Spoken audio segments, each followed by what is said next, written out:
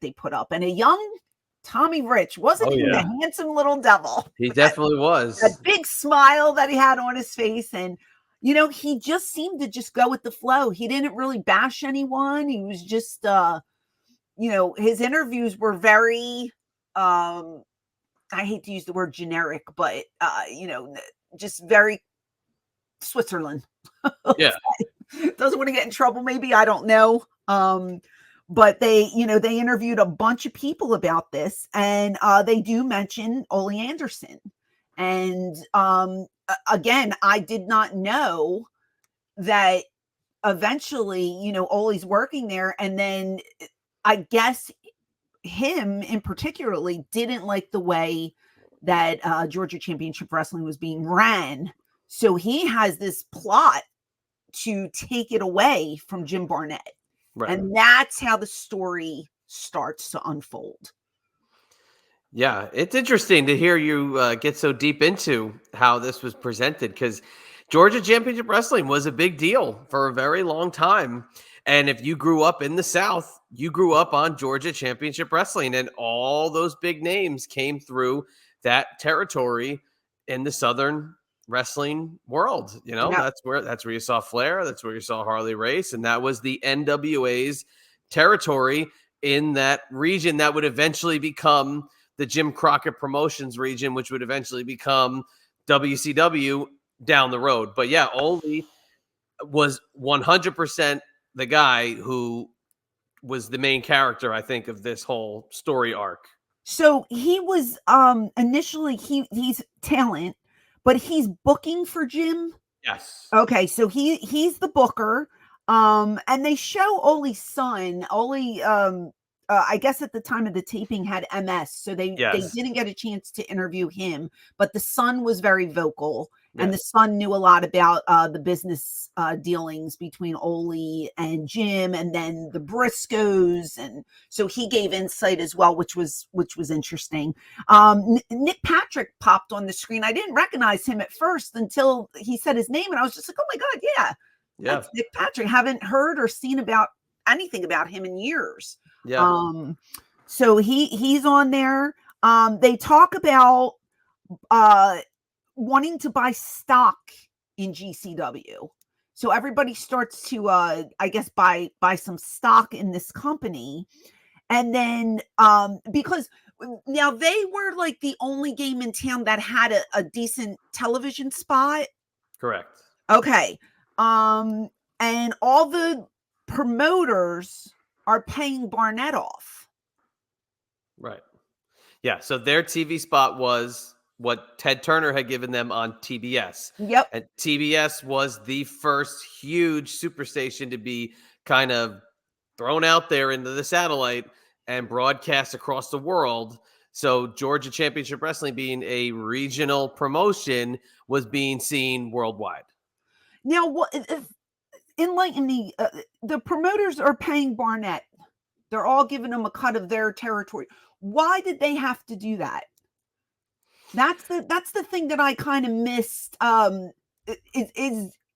Was Jim providing these other territories with some of the boys, or? So I think it's part of the talent exchange kind of thing. I think that has to do with like, okay, so Ric Flair's the NWA champion, or Harley Race is the NWA champion. Harley Race is going to go to Portland for That's what I thought. 3 weeks. Yeah, that's what I thought. I wanted to make sure I had the story straight.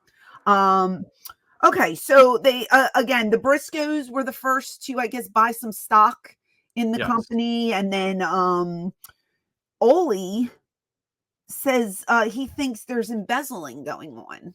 He gets this crazy thought in his head, which isn't so crazy because I guess it was true. He tells the stockholders that he has some concerns. And Ole tries to take over the company at this point. They show a vignette of this Jim Barnett on a balcony with Ole stating that if he doesn't turn over the company, he's going to toss his ass over the balcony.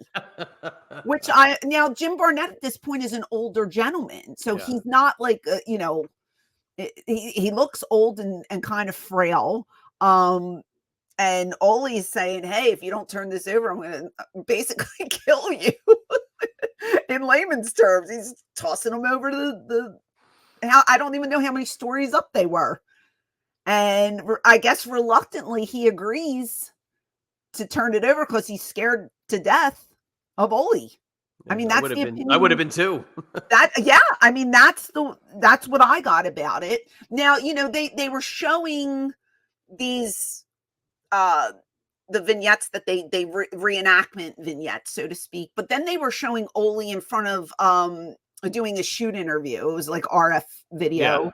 And he's coming off as like this really calm, like, wouldn't you if you were in my shoes kind of guy. And then when it switches over to the, the vignettes and stuff, it's like he's this crazy madman.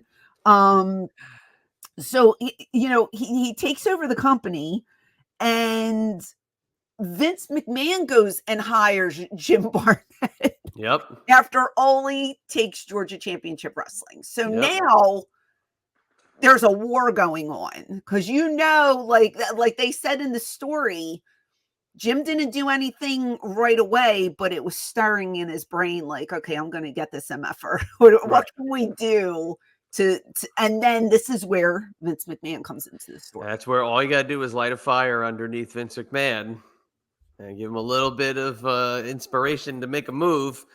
And Jim Barnett became basically his number one guy, right, for about 4 years. But yeah, it's all started now here with the removal from Georgia Championship Wrestling, and now he wanted that spot. He wanted that television time because at that point Vince was still going around to all the television stations and buying the time for the WWF and saying, okay, I'm going to bring you the WWF's product. You're going to put it on your airwaves. And that's how he was you cannot run Georgia Championship Wrestling. That was the stipulation there. Right. Okay. So they start losing buildings. GCW starts losing buildings over this. They're losing sponsorships.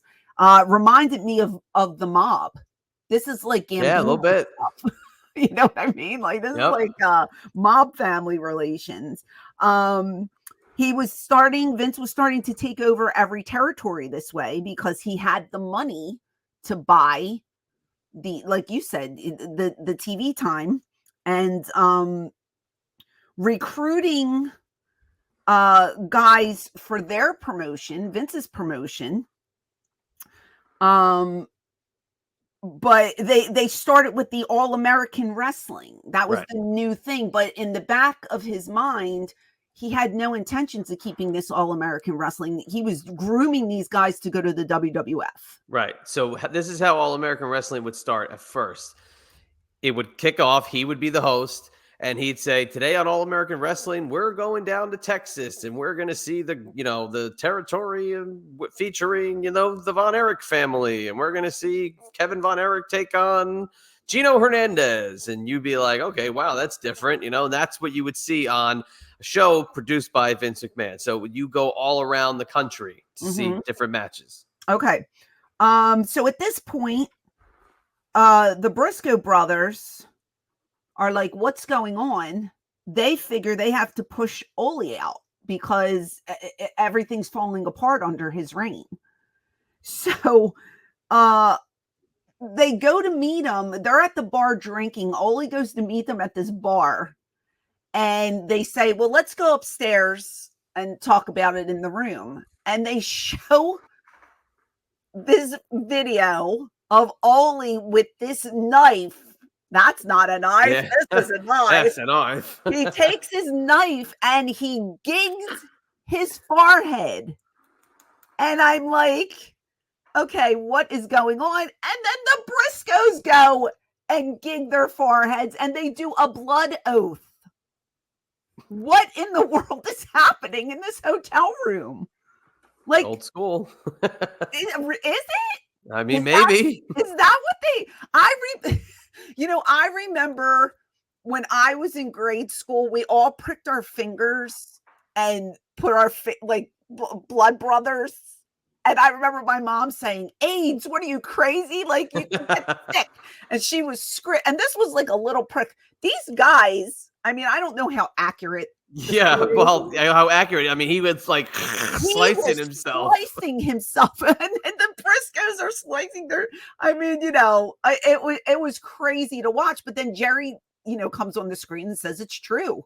That's what they did, to do this blood oath that they were going to stick together and stick with the company. But then the Briscoes turn around, they try to sell their shares, and they end up selling their shares to Vince McMahon.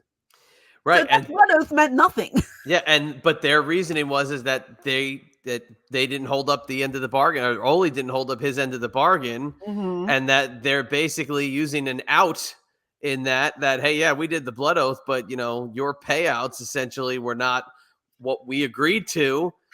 So we're using this as an out. So bye, and wow. You got to look at it this way. Gerald Briscoe essentially had a job for life after he sold his share to Vince McMahon. Sure. And a lot of people always peg that as the reason he had a job for life throughout all the hiring and firings that the WWF, the WWE saw. Briscoe was always there. Well, they always look at it as he hooked up Vince in 1984. Well, he sure did, because it turns around that Vince owned 67.5% of Georgia Championship Wrestling and the TV. So Ole tried to stop him, but he failed miserably. There was nothing he could do at this point. Yeah. And they kind of pushed him out of the, but they do show. So he shows up on that Saturday, which is labeled Black Saturday, right? Right. And he fires everyone on the spot. That poor little old lady why'd she even have a mask on? She deserved it. Why'd she even have a mask on? It didn't cover her nose, and her upper lip stuck out. I'm saying, lady. Maybe she had bad breath. I don't know what she was doing with that mask, but she got everybody got fired. And Vince pops in. You said the date, July 14th, 1984. Vince comes on camera and they show WWF matches, like you said. Let's go down to here, let's go down to there, blah blah blah blah blah. And they start getting backlash for it. The Georgia Championship Wrestling fans did not tune in to see this. They want to see their regulars, and their regulars are not being shown. So floods of calls start coming in. Meanwhile, Vince and Linda are there. Ole's there. And Ole gives the middle finger and tells them to go F themselves. Vince and Linda are appalled at this. How did Vince think that Ole would take that? Like, did he think he would be like, oh, it's so great to see you guys? Like, I mean, the man out of his company. Like, do you really think that they were going to sit down and have a cup of coffee and hang out? And it's Vince McMahon. Why not? Everybody should kiss the ring. Anderson, come on now. That wasn't going to happen.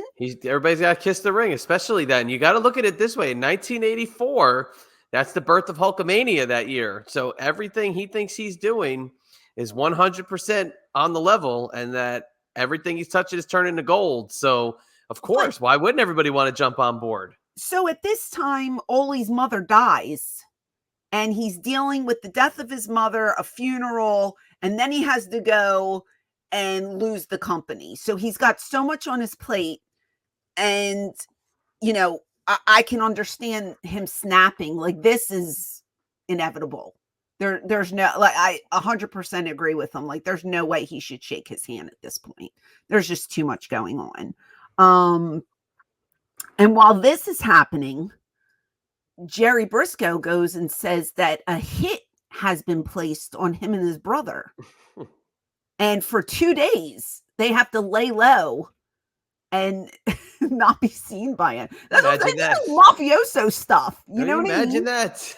No. Come on. I think this is why, because I love Goodfellas and Casino and all those Italian mafia movies. Like, this reminds me of just one of those films. Like, so much shenanigans is going on, So when Jerry said there was a hit on them, I was like, wow. So I guess he's saying that Ole put a hit on him, and the little old lady goes, "No, Ole would have kicked their ass himself," which was a great line. Whatever she stated, she's like, "Ole wouldn't have hired someone; he would have." She's a did it." troublemaker, that lady. She's the best. She's a troublemaker. She's the best. Finally, Ole goes and sells his shares to Vince, and then he tries and starts his own promotion. He goes to Ted Turner. He gets a new time slot for Georgia Championship Wrestling, which was Saturday at 7:30. Right. Okay. Meanwhile, Vince isn't doing well in the Georgia time slot, and they lasted about a year. Right. Okay. He sells that time slot to Crockett Promotions for $1 million. Which helps fund WrestleMania 1. Yes. Barnett becomes Vince's right-hand man at this point, but then they have a falling out, and Vince apparently let him go. Which, do you want to know what their falling out was? I do, yes. Okay. Their falling out was over the payouts of WrestleMania 3. WrestleMania 3, which was the 91,000 right, Pontiac Silverdome. Hogan Andre. Okay. So Vince felt that Barnett's payouts were low. Oh. And that there was going to create problems with the low payouts. Okay. So what happened? He just fires him. Vince got rid of him. Where do you think Barnett goes? Tell me. Goes to Crockett. Fast forward later in the year, the Honky Tonk Man basically holds up Vince McMahon with his not wanting to do the JOB to the Macho Man, holds up the Intercontinental title, calls Jim Barnett, right? Says, "I got the Intercontinental title. I'm going to show up in the NWA," but says this to Vince McMahon. Vince McMahon flips his shit that he calls Jim Barnett, and they ended up reconciling. But because of that, Vince McMahon never trusted the Honky Tonk Man ever again because he hated Jim Barnett over the WrestleMania 3 payout discrepancy. But Honky Tonk Man worked for him several years after that, correct? He did, but he never trusted him ever again because he went to Jim Barnett. So that's how deep their feud became, was that you even talk to the guy and you tell me about it, I'm going to hold it against you. You know, call me naive. I had no clue that any of this stuff ever went down. This is the shit that I love. This is why I could go back and watch and listen to stuff from the 80s until the cows come home. It's very interesting. Like, I was glued to the TV because you know me with Darkside. I'm just like, like there were some episodes I didn't even watch this season because I just was like, I don't really care. This one jumped at me. It jumped off the television into my face and was like, you need to watch me. And I just found it so interesting. And like, I don't know. I'm blown away by it. Yeah. Urban Legend also about Jim Barnett. Mm-hmm. We've mentioned it on our old Urban Legend episodes. Did we? Jim Barnett, had, and there was a rumor in Urban Legend that Tommy Rich may have done the JOB to Jim Barnett, and that is why Tommy Rich became the NWA champion. Don't tell Tommy Rich you heard that. He will kick your ass. That's been an urban legend for my whole time being a fan. That's been never heard that in my life. You never heard that? We read that on the Urban Legends. We did. Yeah, and I did hear it. I forgot about it. Yeah, that's been around forever because Tommy Rich, was just a guy who had been in the business for 6-7 years, and then comes the NWA champion out of nowhere. People said maybe it's because he did the old Favor-Rooney one, Mr. Barnett. Did Tommy ever comment on that?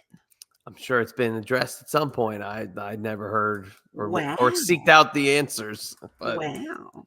Yeah, interesting, right? But I think that was the first time I ever saw him on a dark side. He did very well on it. He was a good. He was very diplomatic, like I said, very Switzerland-y. Like, he didn't really bury anyone. He was good. Yeah, Tommy Rich is a very personable. Yeah, that's a good one. I told you when I saw him for the first time at one of the cons, he didn't even know who I was, and I was just like, really. And then now every time I see him, he remembers, but like that first initial, I was like, did I change that much? You don't remember, but he looks great. Now, the other thing too, the Feinstein Ole Anderson shoot interview is awesome because, Rob with his questions, you stammer or you stutter over a couple of those questions, and Ole doesn't like it. Man, he goes at Rob on a couple of them, and it's awesome. I mean, what kind of question did just he? questions where he's like, "What kind of question is that? Oh. You're gonna ask me some stupid, dumb fuck question like that? What's your problem?" And he just gets Rob all flustered. It's great. You Did know I what I miss mean? anything over this coverage? No, you covered it very well. Did we get the ending? And covered it well. The Briscoes, sold their stock and they rode off into the sunset. And like I said, Jerry had a lifetime job with Vince. Right. And, they fell out. Yeah. Yeah, they fell out. And it's unfortunately, Ole passed away this past year. Yeah. And Jerry died. Not Jerry, excuse me, Jack. Jim. Jack. No, Jim. Oh, Barnett. Jim Barnett. Oh my God, Jim Barnett died Long years time and years ago. Yeah. Because I couldn't tell how old he was, but he looked like they portrayed him as a very old man. Oh my God, I can't even remember what year Jim Barnett died. He might have died in the 90s. Okay. Jim Barnett, he died 2004. Okay. Okay. Well, Which is amazing. I thought he died in the 90s. Nope. And they had mentioned, I was like, why are they even telling us this? Like, how does it pertain to the story? There wasn't any relevance to me unless I missed something. They said, oh, he was a man that wore a lot of jewelry. I guess he flaunted the fact that he was getting money. He was renting limousines and all that kind of stuff. But they had mentioned he was a homosexual. And I'm like, well, does that allude to the fact that he had relations with some of the boys? But they didn't say anything like that. Here's an interesting thing. So Barnett worked for WCW as a senior advisor and a confidant to Ted Turner until its acquisition by the WWF in 2001. Oh, so okay. So after he left Vince, he still he stayed there the whole time. Wow. Well, it makes sense if he was such good friends with Turner that they would take him over there. You know what I mean? And then how about this? In 2002, Barnett became a consultant to the WWF, a role he held until his death 2 years later. During his tenure, he identified John Cena to WWE executive Bruce Pritchard as your next guy. I've never heard that. Interesting. Well, why would Vince take him back at that point? I have no clue and here's what it says. It says Barnett served as a senior vice president of Titan Sports, the parent company of WWF, from 83 to 87. While with the WWF, he negotiated the sale of its time slot of TBS to Jim Crockett Promotions, as well as contributing to the first 3 WrestleMania events. He left the WWF in 1987 after Chairman Vince McMahon demanded his resignation. Okay. And because of the payouts of WrestleMania 3. Wow. Well, to me that was really interesting. I enjoyed it. I am looking forward to the WCW Downfall one, or whatever it's called, that The Rock is producing with his ex-wife. That looks pretty interesting as well. I like the behind the scenes stuff.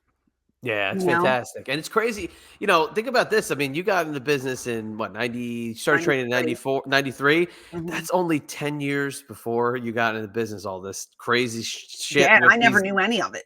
These wrestling promoters in Georgia, it's unbelievable. Doesn't seem like a completely different business when you got in. Yeah, it really was, because I wasn't privy to all this information. I didn't know any of these people. So that's crazy to me. But entertaining nonetheless, man. I don't know how exaggerated these stories are that they tell. But wow, it makes for some good television. That's for sure. So if you haven't watched it, go back. It's the last episode. I think the title is Black Saturday. And this is good stuff. Just really good stuff.